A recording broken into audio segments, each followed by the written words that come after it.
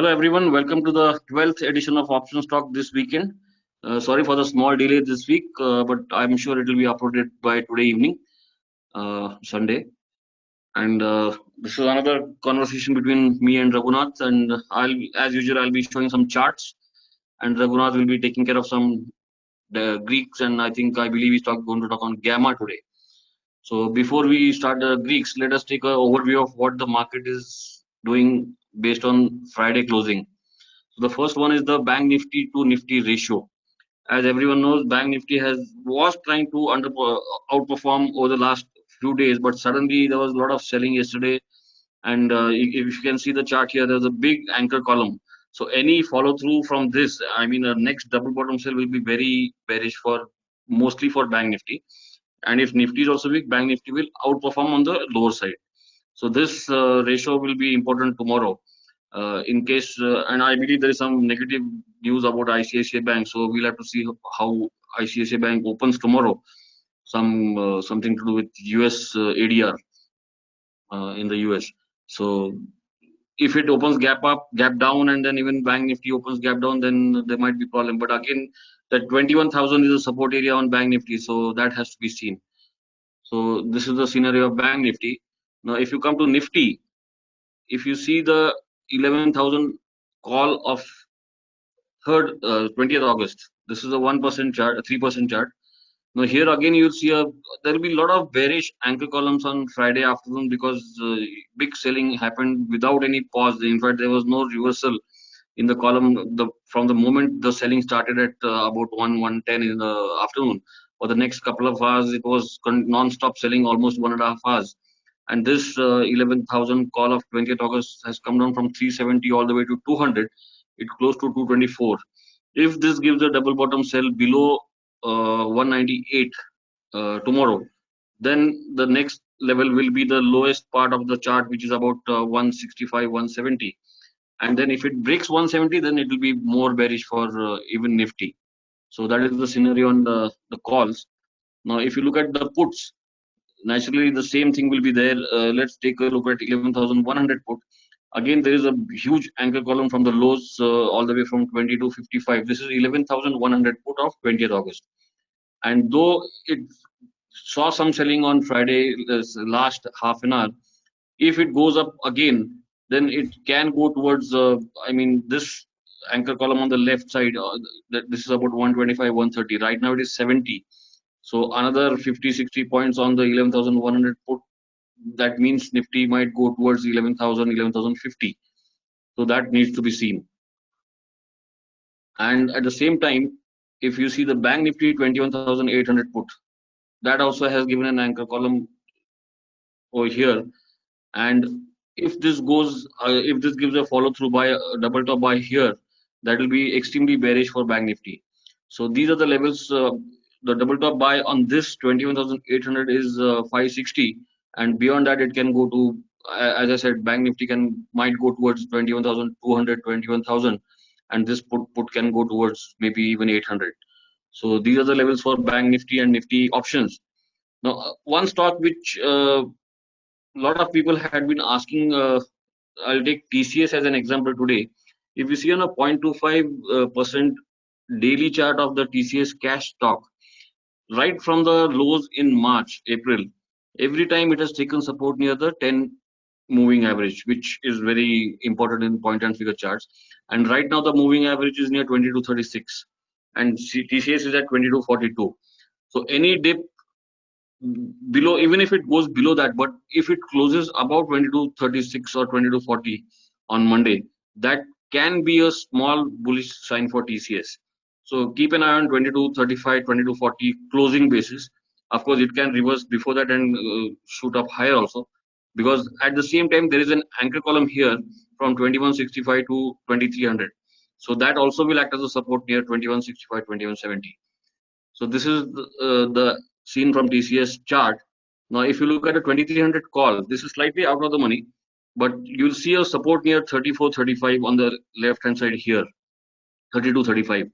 And on Friday, it had gone towards 36, 37 low. So this support also is close by. And TCS generally has a habit of rallying in the second half of expiry. That is something. It is just an observation over the last few months. So I'm not saying it will, but you need to keep an eye on this.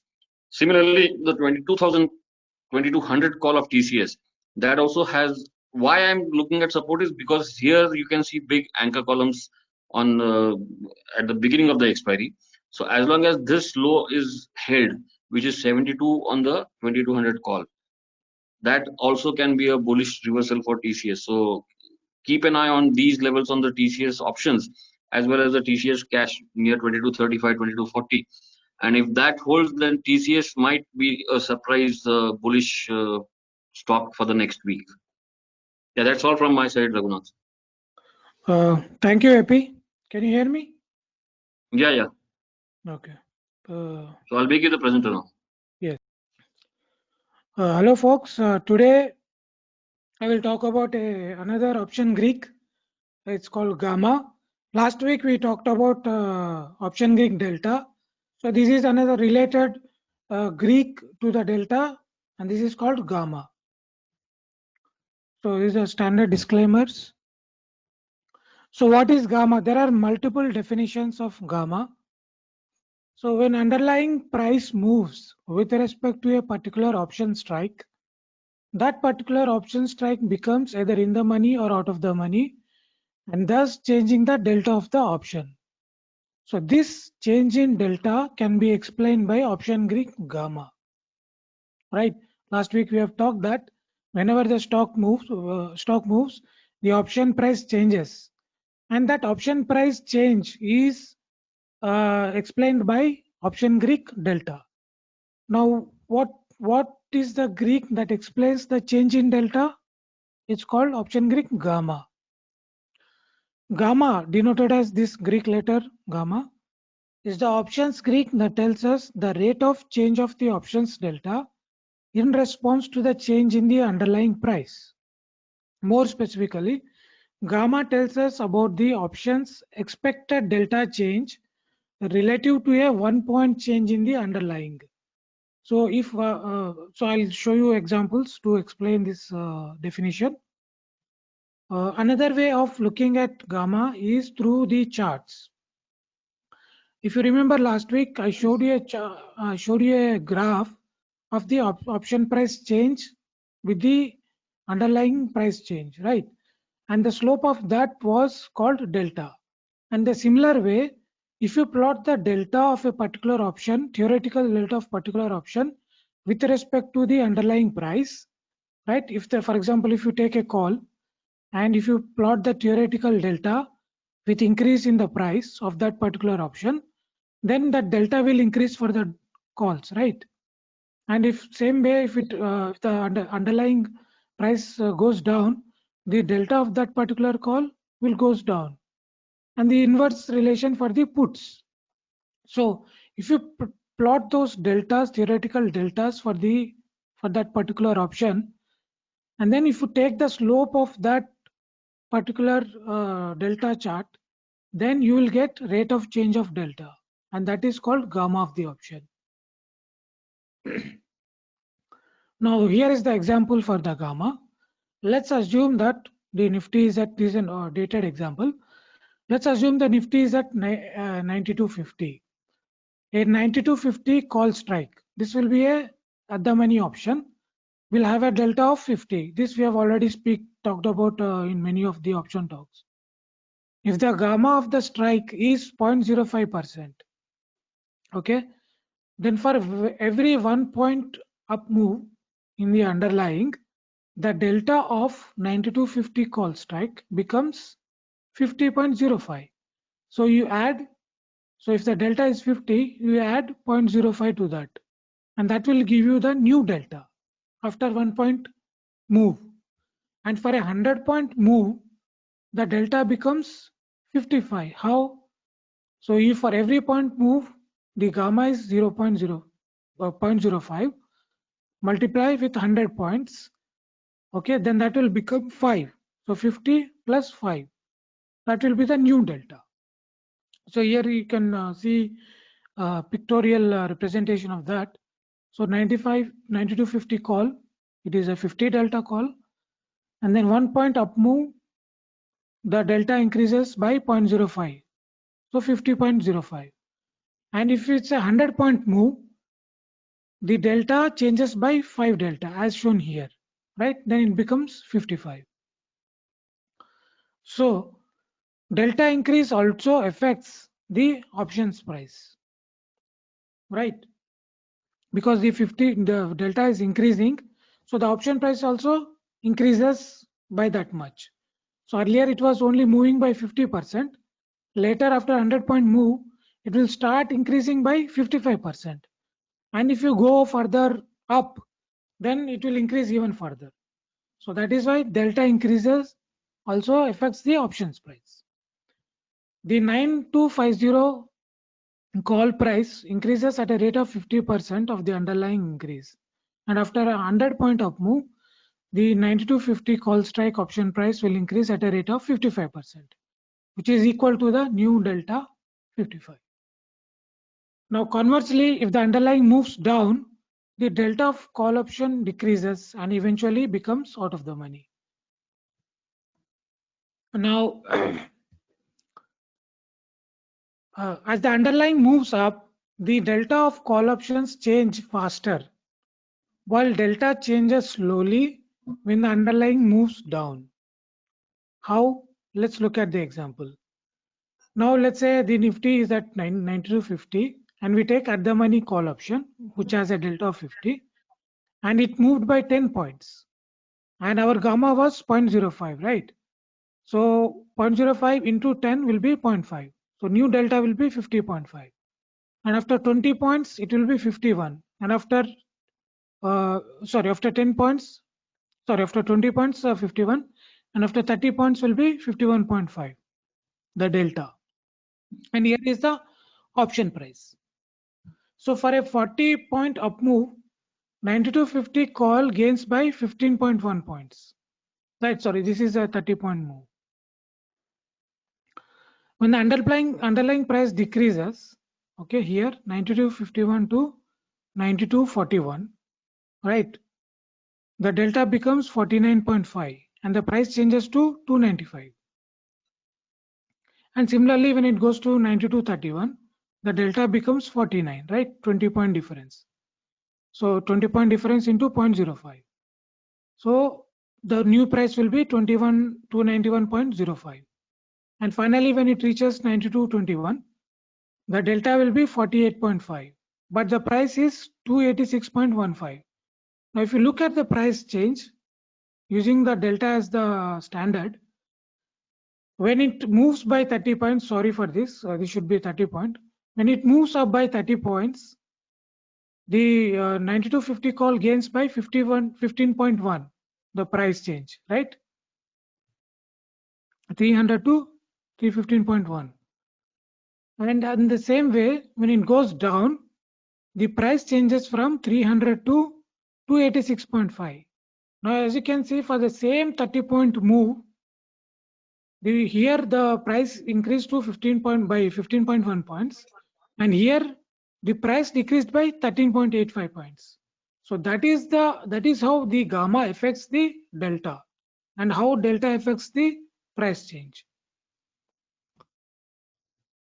Put options also work in a similar fashion. Since puts have a negative delta, when there is an up move in the underlying, the delta of the put option decreases by the amount of gamma of the option for every point change in the underlying price. As the underlying price keeps increasing, the put options go further out of the money, with the resultant lower delta. Conversely, if the underlying moves down, the delta of the put option increases and eventually becomes in the money. It's exactly opposite of what you expect of the call. Now, gamma and option selling. When the trader buys option, he accumulates positive gamma. I forgot to tell that when you buy an option, you will always have positive gamma. When you sell an option, you will always have negative gamma. So when a trader buys option, he accumulates positive gamma, and when a trader sells options, he accumulates negative gamma. Gamma causes the options to gain value faster and lose their value slower due to its effect on delta. as I've shown you that pictorial representation, how when this example, right, when it goes up for the call, the price gain is much faster than when it goes down.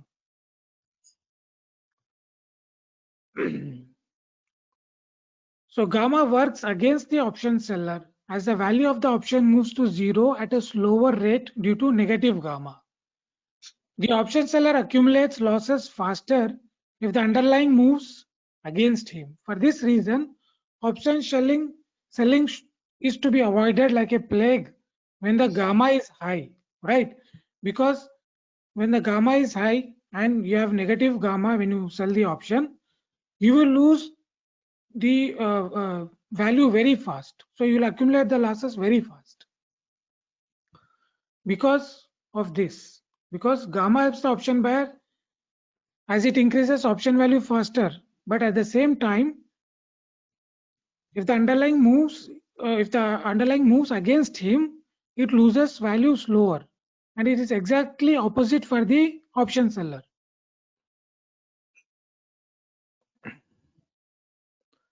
Now gamma and moneyness, just like delta, which not only changes but changes with a different rate in response to the underlying price change. Gamma also changes and is not a constant. Moneyness, time to expiration, and volatility of the option all affect the gamma of the options. So in the options with the delta close to 100 and out of the money options with delta close to 0 change their value at a very slow rate with respect to small underlying price changes. But the at the money options have a higher sensitivity to smaller changes in the underlying price due to faster change of delta. And this phenomenon is explained by the fact that in the money and out of the money options have lower gamma, while at the money options have higher gamma, thus changing the delta at a faster rate for the at the money options. So at the money options, they change their prices very fast because of higher gamma, while in the case of in the money and out of the money options, the gamma is lower, so they change their price very slowly when you compare to the at the money options. So now this can be illustrated in the option chain. Now if you look at the option chain, you can take any option chain. I'm just showing a detailed example here. Let's assume the Nifty is at 9250 and this is the at the money strike. Now if you look at the money strikes, the gamma is around 0.11. And if you look at the same for the out of the money options as well as the in the money options, the gamma is lower, right? So what for both calls as well as puts. So what does it tell? It tells that at the money delta changes faster and the at the money price changes faster because of higher gamma compared to out of the money and in the money options. So that you have to keep in mind. Gamma and time to expiry. As we approach closer to expiry, the certainty of out of the money and in the money options remaining out of the money and in the money increases, while the moneyness of the at the money options remain uncertain still, and as a result, at the money options have higher gammas. So that was the reason why there were low gammas for the out of the money and in the money options compared to at the money options. Therefore, when the expiration of options near, the gamma of in the money and out of the money options decrease, while gamma of the at the money options increase. If you look at the at the money option chart, here I plotted the gamma of this at the money option, which is around 11,200 call, the current example. Now, if you look at this, continuously the gamma is changing as we get close to expiry. But if you look at an out of the money option, like 11,600 call, as it gets close to expiry, suddenly it starts to go down, right? It's now at 0.05. It was around 0.1 and it is going down as it approaching close to expiry. Now this is 20 August expiry. So we are reaching in just 4 days. So that is why it will keep going down for the out of the money options, and it will keep going up for the at the money options. And for this reason, if you buy an option at the money option on the expiry day, if there is a huge change in the underlying price, either it going up or down, your at the money option price increases very fast. So it behaves almost, it's like an underlying. It is because the gamma is very high. Because of the higher gamma of at the money options closer to expiry, an at the money option seller can quickly make losses due to faster change in delta and value of the option if the underlying moves against the trade. This is called the gamma effect or the gamma risk. And this is why I keep suggesting that don't do sell options in the last week of expiry because of this gamma risk. Because it can go against you in no time because of high gamma of the at the money options. Of course, there are some people who still does that, but they might have some kind of hedging or something like that. But without hedging, I will never suggest selling options strategies in the last week of expiry. So it is advised to all traders who sell options as a strategy to roll over their positions to the next expiration to avoid the gamma effect and cut the risk of a larger unfavorable underlying moves. Just one question, Raghunath. Yes. This is also directly related to the momentum in the underlying, right? I mean, if Nifty Yes. is moving, whatever, I mean, the underlying is moving fast, up or down, only then gamma will have an effect. Yes. Yes. So Yeah, that is okay. why. And even if you suggest moving to the next expiry, Yes. okay, that won't move as fast as the current one, but it will still go against the position. Yes. Yeah, okay. Yeah, because you have more premium in the next month expiry or Yeah, next week there is more expiry. time also. Yeah. Yes, more time is there. Under normal and what is the relationship between gamma and volatility?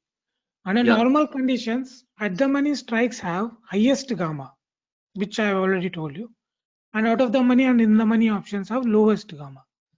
But when there is an increase in the volatility, it causes the gamma curve to flatten, causing the decrease in the gamma of at the money strikes and increase in the gamma of out of the money and in the money strikes. So imagine the curve of a gamma, right? It will be like a bell curve, right? At the money options will have higher gamma nor in normal conditions, and at the extremes, which is in the money and out of the money options, it will be very less. But if there is an increase in volatility, the at the money options gamma will decrease, and you will have a slightly flatter curve compared to normal conditions. Now let's look at an example. Look at an example. So now this is an current example. We take 11,200 strike, and at 220% volatility, look at the gamma of the both call and put options. It's 0.001. Gamma of at the money option at low volatility is this one. Now suddenly let's assume we increase the volatility to 40%. Now what happens to the gamma? It actually decreases to 0.0005. So it decreases by 50% for the at the money options at high volatility of 40%. As you can see, the relationship is very clear that if the volatility increases, your gamma of at the money options decreases. So that is the relationship you have to keep in mind. So that is so far for the gamma Greek gamma. And let's go to the trade that I've given 3 weeks ago. We are still in trade, and last week I've suggested that if the Nifty moves above 11,300 to move the strike from 10,800 put to 11,000 put. So this I have done for the front month August. So I covered the 10,800 put for a profit of 10,500 and then moved to 11,000 put. So now the new payoff will look like this. So now there is no upside risk, there is only downside risk, and your new break even will be 10,000, around 10,850. So let's see, still the target will be the same. Maybe there is no stop loss required on the futures price on the, but you can still exit at 10,400 or when the target is reached, or the stop loss is 6,500. That's all AP from me. Yeah, no, nothing So, else from my side. okay, so if you have any suggestion, just leave comments on YouTube video in the comment section, or tweet us, or email us. Okay, folks, that is all from us from this week. Thank you. Thank you.